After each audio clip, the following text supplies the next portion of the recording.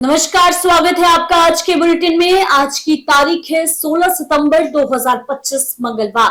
हिंदू पंचांग के अनुसार आज है आश्विन कृष्ण पक्ष दशमी, विक्रम संवत 2082। आइए शुरुआत करते हैं दिन भर की 25 बड़ी खबरों की। प्रधानमंत्री नरेंद्र मोदी का बड़ा बयान आया सामने। आवारा कुत्तों के प्रेमी को दिया तीखा जवाब।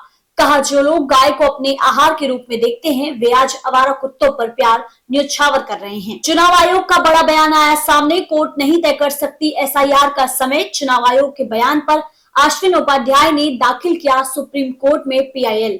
बिहार विधानसभा चुनाव से पहले एनडीए में सीटों को लेकर गरमाई राजनीति।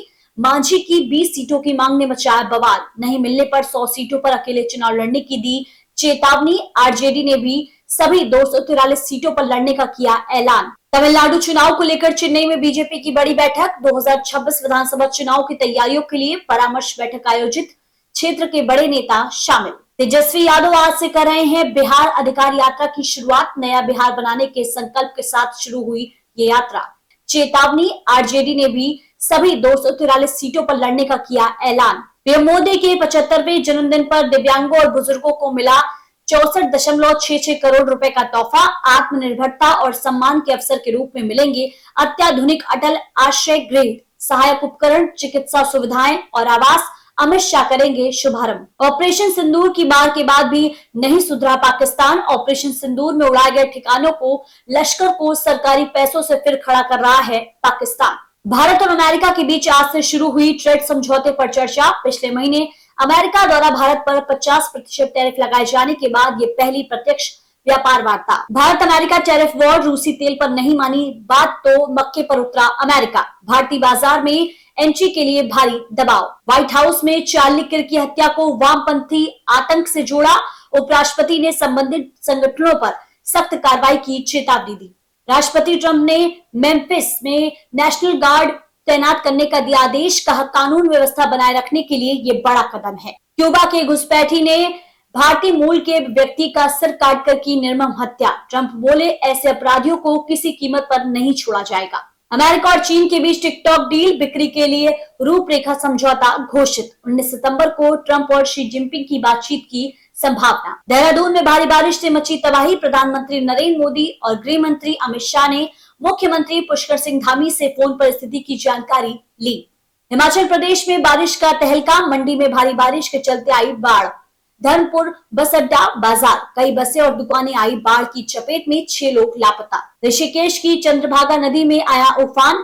पानी पहुंचा हाईवे तक। नदी में फंसे 3 लोगों को एसडीआरएफ ने बचाया। कई वाहन अभी भी फंसे हैं। देहरादून के सहस्त्रधारा के कार्लीगढ़ में बादल फटने से मची तबाही। नदी का जलस्तर बढ़ा। 2 लोग लापता। होटल और रिजॉर्ट पानी की चपेट में। एसडीआरएफ एनडीआरएफ राहत बचाव कार्य में जुटे। नेपाल में हिंसक प्रदर्शनों के पीछे साजिश की थी आशंका। प्रधानमंत्री सुशीला कार्की ने जताई चिंता। 72 मृतकों को शहीद घोषित कर परिजनों को 10-10 लाख मुआवजा देने का ऐलान। जम्मू कश्मीर से बड़ी खबर। सुरक्षा बलों ने जम्मू जिले के आरएसपुरा सेक्टर में अंतरराष्ट्रीय सीमा के पास अर्निया सेक्टर में AK-47 और एक पिस्तौल की बरामदगी की। 4,794 करोड़ रुपए मूल्य के जब्त मादक पदार्थ किए गए नष्ट। गृह मंत्री अमित शाह ने एनटीएफ प्रमुखों के द्वितीय राष्ट्रीय सम्मेलन में की कार्रवाई की शुरुआत। ड्रग्स के खिलाफ संयुक्त संकल्प, साझा जिम्मेदारी अभियान तेज। BMW कार हादसे में वित्त मंत्रालय के अफसर नवजोत सिंह की मौत पर बेटे ने उठाए सवाल। कहा, 22 किलोमीटर दूर अस्पताल क्यों, बच सकती थी उनकी जान। भारत अमेरिका अंतरिक्ष सहयोग कार्यक्रम में ग्रुप कैप्टन शुभांशु शुक्ला ने की वर्चुअल बातचीत।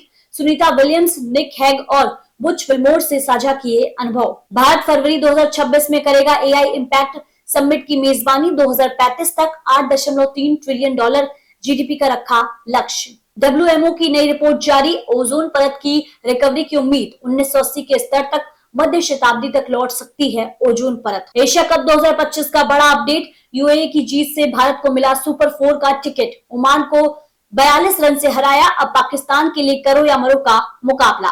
फिलहाल इस बुलेटिन में इतना ही। बाकी देश और दुनिया की तमाम खबरों के लिए देखते रहिए आंचलिक खबरें, अपनों की खबर आप तक। नमस्कार।